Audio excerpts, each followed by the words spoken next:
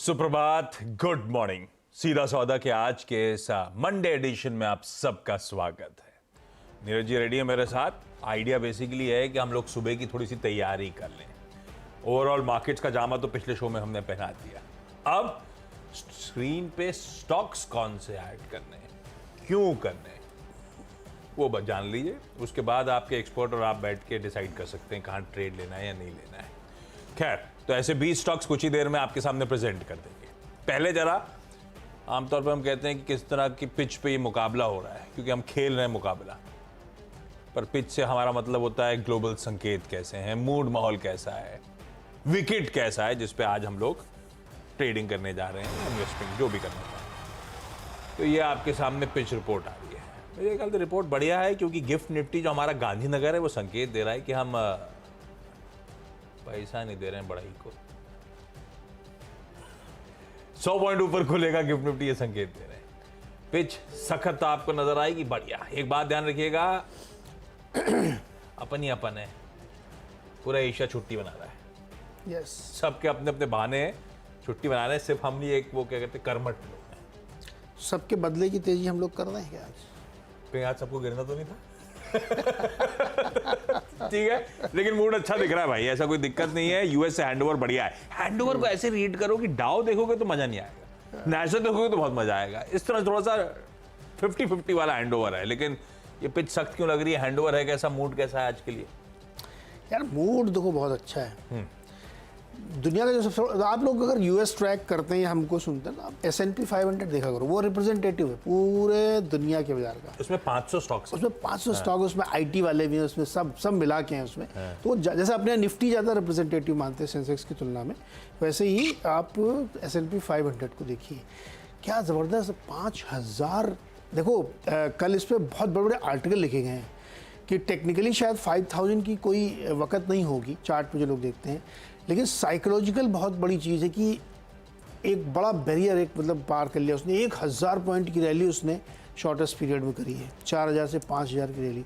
अब 5000 के ऊपर जाके क्लोज दे दिया उसने, और धीरे धीरे धीरे धीरे चला है। मतलब इस 2024 कैलेंडर या 2 महीने में उसने ज़बरदस्त रैली दिखाई है। तो इसको वहाँ के सारे लोग बहुत ही सीरियसली ले रहे हैं और बहुत अच्छा मान रहे हैं। और इस बार फिर से वही लोग पुराने वाले जिन्होंने पिछली बार इसको 4000 पहुंचाया था, 5000 पहुंचा रहे हैं। टेक्नोलॉजी के स्टॉक्स की बात में कर रहा हूँ। और बीच में AI की रैली फिजल आउट हुई थी, लेकिन फिर से चल पड़ी है। जितने इससे जुड़ी कंपनियां हैं, उस समय माइक्रोसॉफ्ट ने बहुत कन्विंसिंगली अब वो $3 ट्रिलियन कितने से ऊपर निकल गया मार्केट कैप उसका।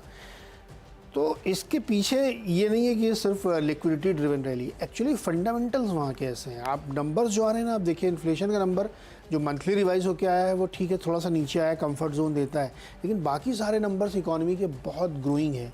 तो अब एक चर्चा वहाँ ये चल पड़ी है कि मान लीजिए रेट कट डिले हो रहा है, या मैंने वीकेंड में एक शो में भी बातचीत की, उनका मानना था कि 3 कट तो इस साल होने ही होने हैं, कब होंगे ये मैटर ऑफ टाइम है।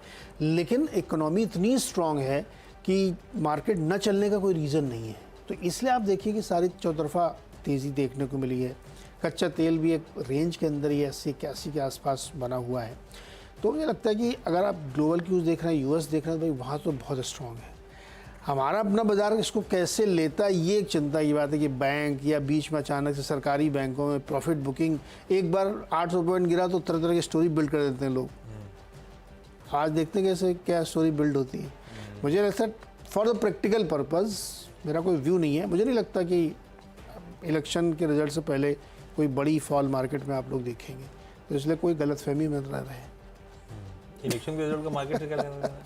इलेक्शन रिजल्ट मार्केट से ये लेना देना है कि मार्केट ने इस बात की तो डिस्काउंटिंग कर ली है, डिस्काउंटिंग कर ली है कि गवर्नमेंट कंटिन्यू हो रही है, पॉलिसी कंटिन्यूएशन होता है। कोई किसी चीज़ में आपने देखा बजट में कहीं आ गया, फिर अब क्यों चल रहा है? अभी और आगे आएंगे ना। मोदी जी ने क्या कहा, बहुत बड़े बड़े ऐलान करेंगे अगले बजट में। तो होप रैली बनती है प्रैक्टिकल पर्पज से। थ्योरेटिकली तो आप देखोगे तो कितने के मल्टीपल हो गए हैं। होप्स राइड कर रही हैं, उम्मीदें जागी हुई हैं, और वो सब भी कुछ हद तक भाव पर रिफ्लेक्ट कर रहा है। पर ये पता नहीं उम्मीदें बैंक्स में क्यों नहीं जाग रही हैं। हाँ, ये क्वेश्चन तो मैं पूछना चाह रहा था कि बैंक, वो भी प्राइवेट बड़े बैंक, सब प्राइवेट क्यों भाई, ऐसा क्या है वहाँ पे? ये क्या है, गवर्नमेंट टेक ओवर कर ले प्राइवेट को और फिर प्राइवेट की वैल्यूएशन रिच हो जाएगी। अगर ना अपने नाम के आगे वो सरकारी लगा दें तो यही करना पड़ेगा। ये क्या तरीका आजकल। वैसे अब सरकारी भी एडजस्ट हो रहे हैं, ऐसा नहीं है। रिजल्ट डिसअपॉइंटमेंट आ रहे हैं और कुछ रेलवे वाले स्टॉक्स लोअर सर्किट 5-5 के पिछले हफ्ते लगाने शुरू कर चुके हैं। थोड़ा सा वॉचफुल रहे, माइंडफुल रहे। सरकारी अभी भी लाइमलाइट में, लेकिन सरकारी में नोटिस करेंगे तो सेक्टोरली चर्निंग हो रही है। करेक्ट। तो हो सकता है रेलवेज ने अपना कोर्स रन कर लिया और सरकारी बैंक्स की तरफ मूव कर रहे हो। इसी तरह से जैसा मौके होंगे, पावर अभी भी दमकम दिखा रहा है सरकारी, तो आप वो सब नोटिस करिए। खैर, आज के स्टॉक्स जो हैं हमेशा की तरह खबरें, रिजल्ट्स वगैरह के चलते हरे लाल है। बिहेवियर कैसा रहेगा ये आपको खुलने के बाद देखने को मिलेगा, तब आप डिसाइड करिएगा करना क्या है। पहला रख रहा हूं राणे मद्रास, ग्रीन में। इस वीकेंड में राणे ग्रुप ने एक मेजर रीस्ट्रक्चरिंग अनाउंस करी है। दरअसल 3 कंपनियों की जगह अब एक रह जाएगी, जो रह जाएगी वो आपकी स्क्रीन पर है, राणे मद्रास।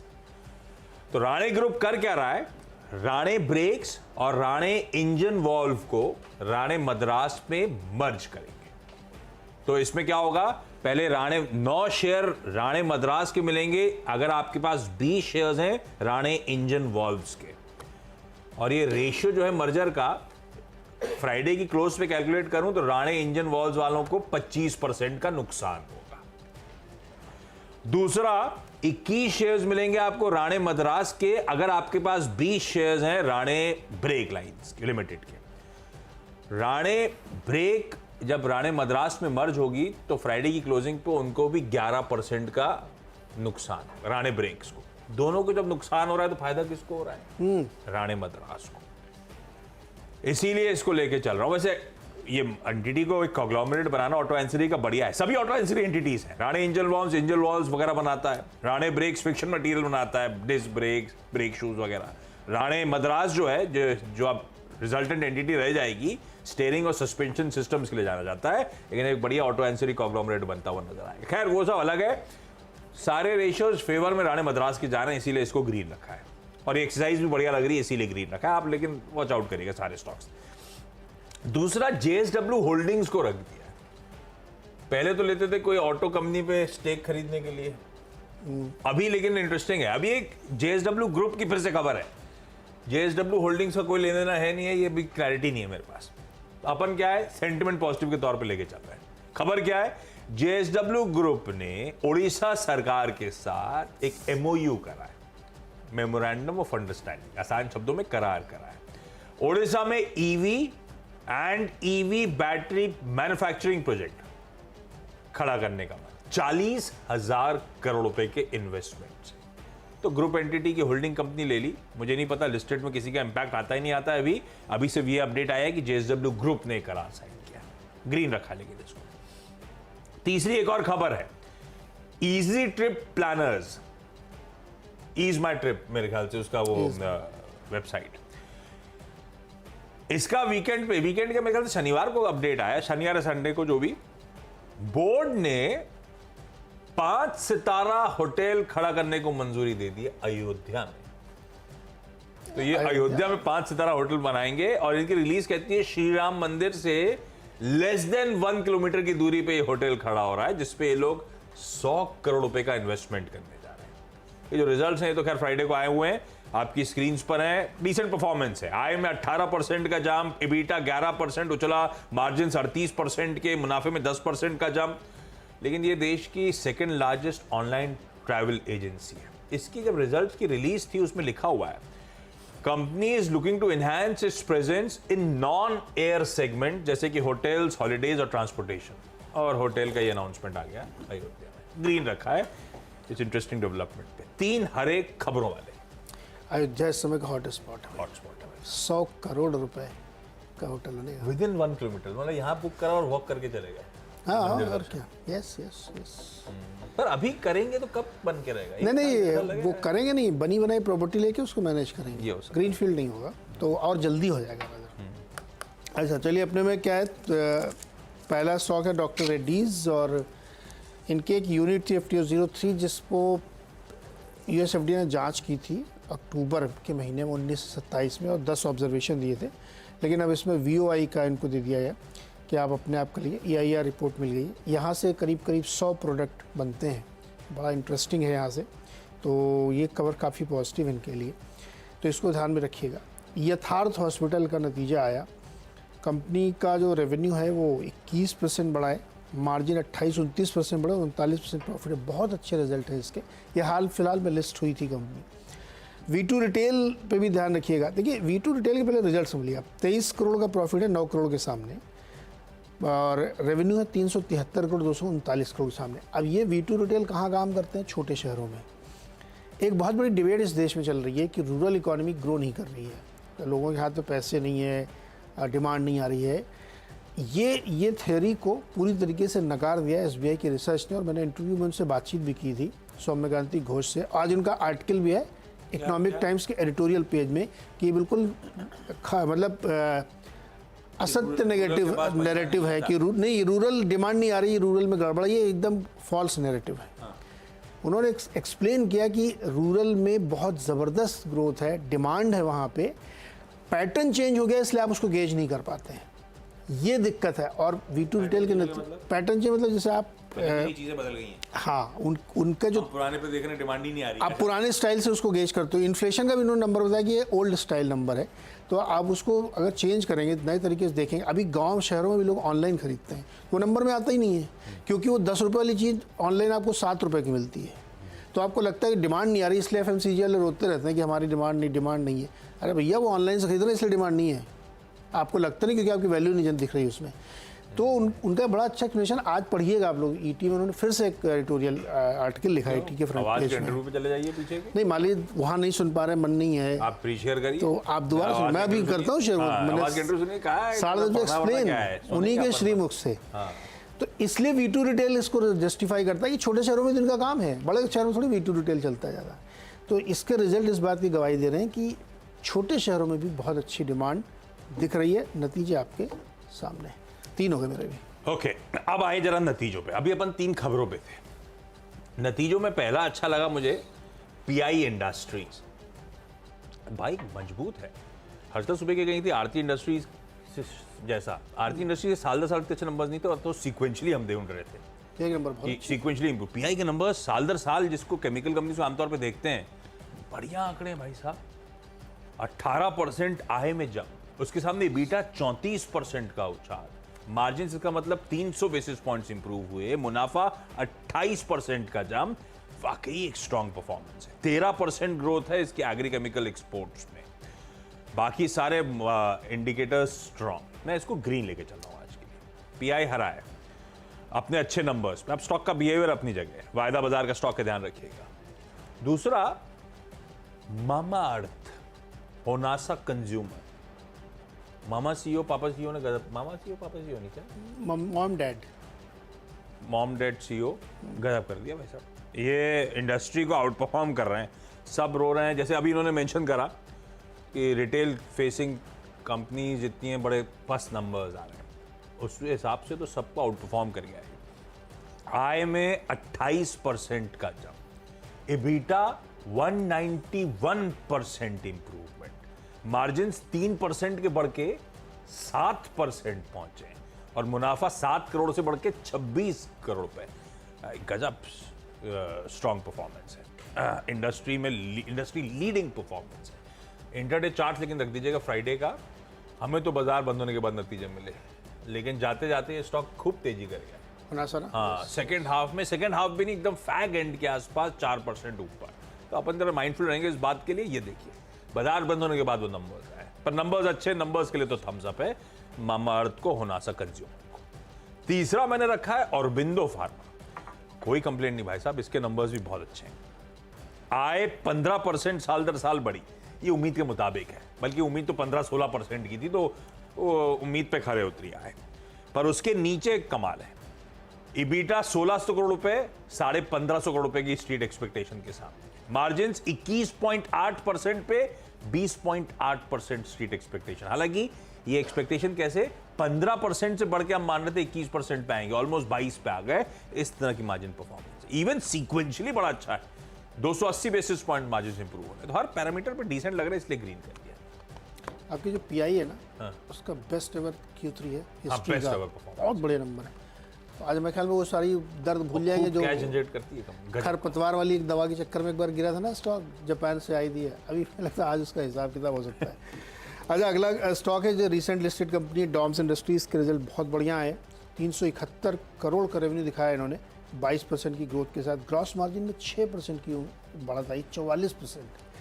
मुनाफा 43% बढ़ के 39 करोड़ आया है और प्रॉफिट मार्जिन भी 3% बढ़ के 19%। नंबर काफ़ी बढ़िया। अमृतांजन के भी नंबर अच्छे हैं, 10 के सामने 17-18 करोड़ का प्रॉफिट और 97 से बढ़ के 116 करोड़ का रेवेन्यू। तो नंबर इसके भी ठीक है, मार्केट को अच्छे लगने चाहिए।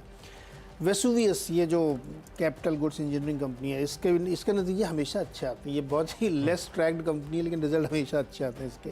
प्रॉफिट 27 से बढ़ के 57 करोड़ और आमदनी जो है 346 सामने 413 करोड़। नंबर बेटर है, तो देखते हैं क्या होता है। हालांकि स्टॉक भी बड़े हाई टिकट साइज का है। चलिए 6 मेरे भी हो गए। एक छोटा सा ब्रेक के बाद अगले 4 स्टॉक्स।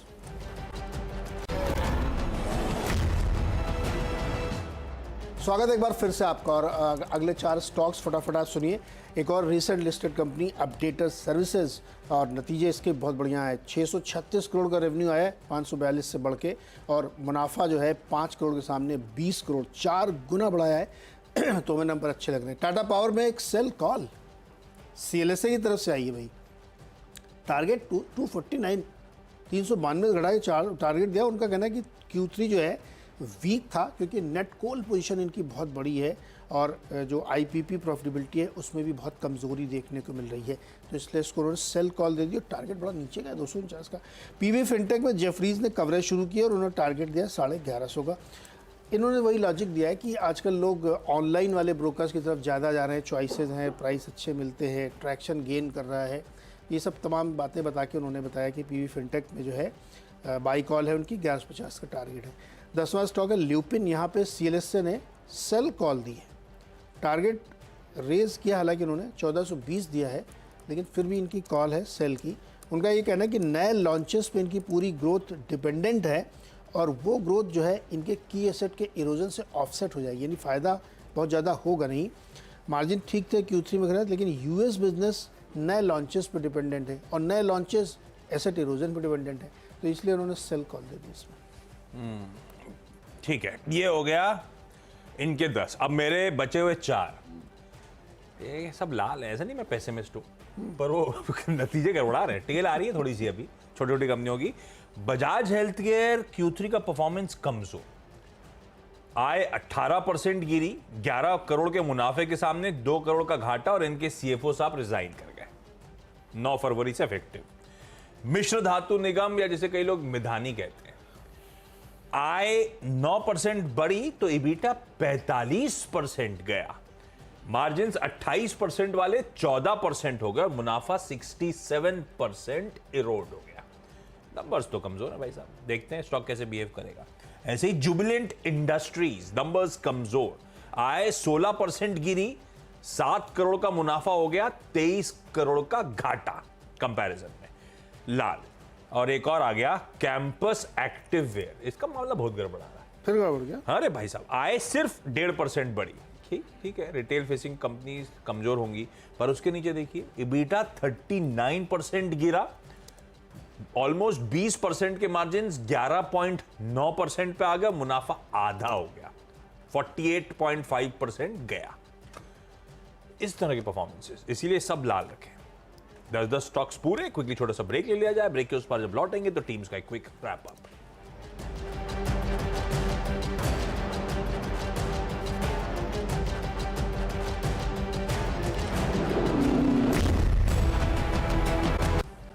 चलिए भाई, ब्रेक के बाद आप सबका स्वागत है। मेरी 10 की सीधा सौदा की टीम का एक क्विक रैप अप। सिर्फ खबरों की वजह से या किसी रीजन से हरे और लाल है। ट्रेड वेड लेना हो तो प्लीज खुलने दीजिए और अपने फाइनेंशियल एडवाइजर से बात करिए। राणे मद्रास ग्रुप की रीस्ट्रक्चरिंग का की बेनिफिशियरी लग रहा है जो स्वैप रेशियोज अनाउंस हुए। JSW होल्डिंग्स, क्योंकि JSW ग्रुप जो है एक बड़ा ओडिशा में इन्वेस्टमेंट करने जा रहा है, तो इसकी सेंटिमेंट पॉजिटिव के तौर पे। PI इंडस्ट्रीज अच्छा Q3, होनासा कंज्यूमर बेहतरीन Q3, और बिंदो pharma encouraging operational performance. Easy trip planners hotel खड़ा कर रहे हैं अयोध्या में, डाइवर्सिफाई कर रहे हैं अपने आप को। बजाज हेल्थ केयर, मिश्र धातु निगम, जुबलेंट इंडस्ट्रीज, कैंपस एक्टिवेयर, ये चारों Q3 के परफॉर्मेंसेस सब में कोई ना कोई दिक्कत, ऑपरेशनली चैलेंजिंग, कईयों की टॉप लाइन में दिक्कत, ये सब नंबर्स लाल लेके जा रहा हूं। चलिए, फोकस पूरी तरीके से नतीजों पे ही है और उसके अलावा कुछ एक आदि खबरें हैं। डॉक्टर रेड्डीज को ध्यान रखिएगा, इनके एक प्लांट का इंस्पेक्शन हुआ, उसको EIR मिला है, काफ़ी पॉजिटिव खबर है इनके लिए। Yatharth hospital, V2 retail, Doms, Amrutanjan, इन सब के नतीजे बहुत ही अच्छे आए हैं। वेसोवियस भी उसी सेगमेंट में है। अपडेटर भी एक रिसेंट लिस्टेड कंपनी, नतीजे काफ़ी बढ़िया हैं। PB फिनटेक में जेफरीज ने कवरेज स्टार्ट की है और बाई कॉल के साथ, और 1150 के आसपास का टारगेट दिया है। टाटा पावर में CLSA ने सेल कॉल दी है और टारगेट 249 के आसपास रखा है। ल्यूपिन में भी CLSA की सेल कॉल है, 1430 का टारगेट रखा है।